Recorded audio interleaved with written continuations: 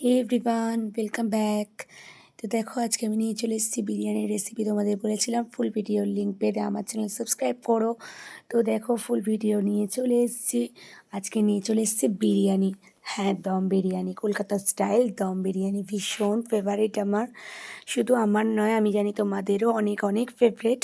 তো তার জন্য দেখো, প্রথমেই আমি আলুটাকে 30% একটু কুক করে নেব। পুরোপুরি তেলে ভেজে নিলেও হয়, কিন্তু যেহেতু একটু আলুর সাইজগুলো বড় ছিল, তাই আমি সেক্ষেত্রে তেলে জলেতে প্রথম 30% কুক করে নেব, দেন আমি তেলেতে ভেজে নেব।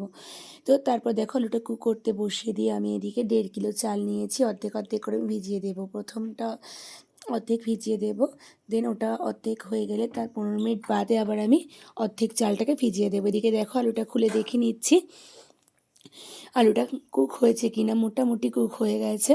তো আমি এই অবস্থাতে আমি নাবিয়ে নেব। দেন দেখো, আমি মাংসটা কুক করে নেব। এখানে 2 কিলো মাংস ছিল, বিরিয়ানির সাইজে কাটা। আমি একটু ছোট করে নিয়েছিলাম। তারপর নুন, হলুদ, লঙ্কা গুঁড়ো, তেল দিয়ে খুব সুন্দর করে এটা ম্যারিনেট করে নেব। মাখিয়ে আমি এটাকে আধা ঘন্টার জন্য রেখে দেবো। যতক্ষণ আমার চালটা কুক হচ্ছে আর আলুটা ভাজা হচ্ছে, ততক্ষণ আমি এটাকে রেখে দেবো। দেন চলো, মশলা নিয়ে নিয়েছি পেঁয়াজ, আদা, রসুন। দেন দেখতেই পাচ্ছ, আমি মিক্সির জারের মধ্যে মশলাগুলো দিয়ে দিয়েছি। আদা রসুনটা আমি পেস্ট করে নেব প্রথম মিক্সিতে। দেন আমি আলুগুলোকে নাবিয়ে নেব। তারপর দেখো, আমি কড়াই ধুয়ে নিলাম। কড়াইটা ধুয়েই নেবে, নয়তো কামড়ে উঠবে আলুগুলো কড়ার গায়ে কামড়ে কামড়ে লাগবে। তো দেন আমি দেখতেই পাচ্ছ, কড়াই পরিষ্কার করে আমি তেল দিয়ে দিয়েছি। ওই তেলে আমি আলুগুলো দিয়ে দেবো। আলুগুলোকে আমি ভালো করে লাল লাল করে ভেজে নেব। আলুটা খানিকক্ষণ নাড়িয়ে চাড়িয়ে আমি হলুদটা দিয়েছি, কারণ আলুটা নাড়িয়ে চাড়িয়ে না দিলে হলুদটা গায়ে গায়ে লেগে যাবে। তোমরা চেষ্টা করবে একটু ভেজে ভেজে নেওয়ার পর হলুদটা দিতে। এখানে আমি ভুল করে দিয়ে ফেলেছি একটু আগে। তো তোমরা চেষ্টা করবে আলুটা একটু ভাজা হয়ে গেলে তারপর যেন হলুদটা দিতে।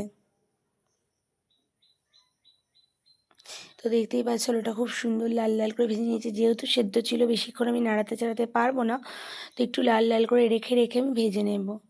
দেন দেখতেই পাচ্ছ, আমি আরও একটা চাল ভিজিয়ে দিলাম 15 মিনিট বাদে। ওই চালটার প্রথম, যদি তোমরা একটা হাঁড়িতে করতে চাও তাহলে সেক্ষেত্রে একসাথেই ভিজিয়ে দেবে। আমার যেহেতু হাঁড়িটা একটু ছোট ছিল রান্না করার জন্য, সেই ক্ষেত্রে আমি দুভাগেই চালটা ভিজিয়েছি। তো লাল লাল করে আলুগুলো দেখতেই পাচ্ছ। এবার আমি তুলে নিলাম। আলু তুলে ঢেলে রেখে দিয়েছি। ওই কড়াইতে এবার আমি তেল দিয়ে তাতে আমি বেরেস্তাটা করে নেব। তো দেখতেই পাচ্ছ, পেঁয়াজটা খুব সুন্দর করে ভালোভাবে তেলের সাথে মিশিয়ে নাড়িয়ে চাড়িয়ে আমি ঢাকা দিয়ে দিয়ে অর্ধেক অল্প অল্প অল্প অল্প করে আমি রেখে রেখে পেঁয়াজটাকে ভাজবো। দেন দেখতেই পাচ্ছ, পেঁয়াজটা করা বেরেস্তা হয়ে গেছে। এদিকে আমি তখন ভাত বসাচ্ছিলাম। তো দেখতেই পাচ্ছ, ভাত এদিকে ফুটে উঠেছে। ভীষণ লম্বা লম্বা ভাত হয়েছে। তো ভাত ফুটে উঠেছে, ওদিকে দেখো মশলা কষানো শুরু হয়ে গেছে। দেন মাংসটাও হয়ে গেছে। যেমনভাবে পুরোপুরি মাংস রান্না করো, আমি তেমনভাবেই করেছি। তোমরা চাইলে নর্মালি ম্যারিনেট করেও বিরিয়ানিতে দিতে পারো, কিন্তু আমি সেক্ষেত্রে মনে করি মাংস রান্না করলে সেটাই বেশি টেস্ট হয়। আমি এখানে সম্পূর্ণ মাংসটা যেভাবে রান্না করে অল্প জল দিয়ে আমি সেভাবেই করেছি। মানে কি বলো তো, আমি অনেক রকম স্টাইল বিরিয়ানি ট্রাই করেছি।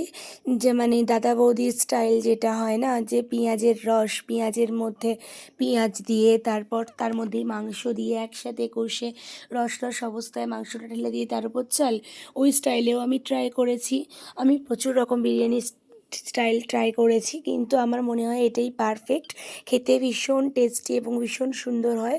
লেয়ার দেওয়াটা, বারবার করে লেয়ার দিয়ে যে বিরিয়ানিটা হয়, এটা আমার ভীষণ ভালো লাগে। তার জন্য আমি মাংসটাকে আগে থেকেই রান্না করে নিই।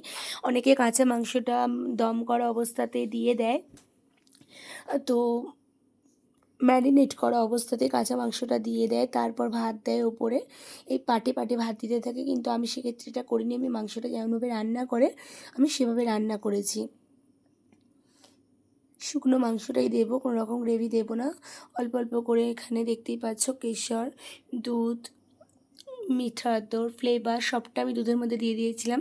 প্রথমে আলুর পাট, মাংস, বিরিয়ানি, আলু, ভাত সব কিছু আমি ওপর ওপর লেয়ার দিয়ে দিচ্ছি। মশলা আমি এটা হাতে গুঁড়ো করে নিয়েছি। মশলাগুলো তোমরা চাইলে কেনা মশলা নিতে পারো, তবে আমি যদি সাজেস্ট করি তাহলে বলবো তোমরা কাঁচা মশলাই নেবে, কারণ কাঁচা মশলা ভীষণ সুন্দর, মানে সেন্ট হয়, যেটা প্যাকেটের মশলা থাকে না ডাস্ট, ওটার থেকে আমার মনে হয় গোটা মশলা নিয়ে তোমরা যদি গুঁড়ো করে নাও সেক্ষেত্রে খুব সুন্দর টেস্ট হয়।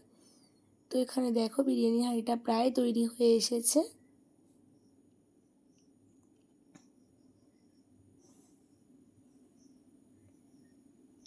দেখতেই পাচ্ছ বিরিয়ানি হাঁড়িটা ভীষণ সুন্দর করে তৈরি হয়ে গেছে।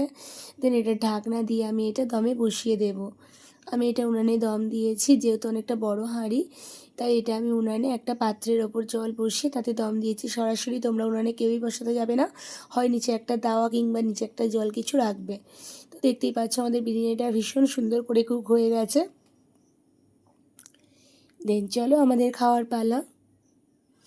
বিরিয়ানি খেতে কে কে ভালোবাসো অবশ্যই আমাকে কমেন্টে জানাবে। আমি ভীষণ ভালোবাসি, আমাকে যেমন তেমন হোক বিরিয়ানি দিক আমি খেয়ে নেবো। তো এটা আমাদের বাড়িতে রিলেটিভদের বাড়িতে পাঠানো হচ্ছিলো, এটা রথের দিন তো তাদের বাড়িতে পাঠানো হচ্ছিলো। তো দেখতেই পাচ্ছ ওখানে ডিম দিয়ে দিয়েছি, এখানে চিকেন কষা আর বিরিয়ানি। দেন চলো আমাদের বাড়ির জন্য তোলা হবে। দেখো কত সুন্দর ঝরঝরে হয়েছে ভাতটা, ভীষণ ঝরঝরে হয় এভাবে করলে, এবং চিকেনগুলো ভীষণ পুরো দোকানের মতো দেখতে হয়, খুব সুন্দর দেখতে হয়। তো তোমরা দেখতেই পাচ্ছ এখানে ভীষণ ভীষণ টেস্টি লাগছিল খেতে। দেখো কতটা সুন্দর ঝরঝরে ভাত হয়েছে। দেন চলো আমি বিরিয়ানি খেতে থাকি। বিরিয়ানি লাভাররা কী করছো অবশ্যই লাইক কমেন্ট শেয়ার করে দাও, যারা এখনও চ্যানেলটাকে সাবস্ক্রাইব করোনি সাবস্ক্রাইব করে দাও। টাটা।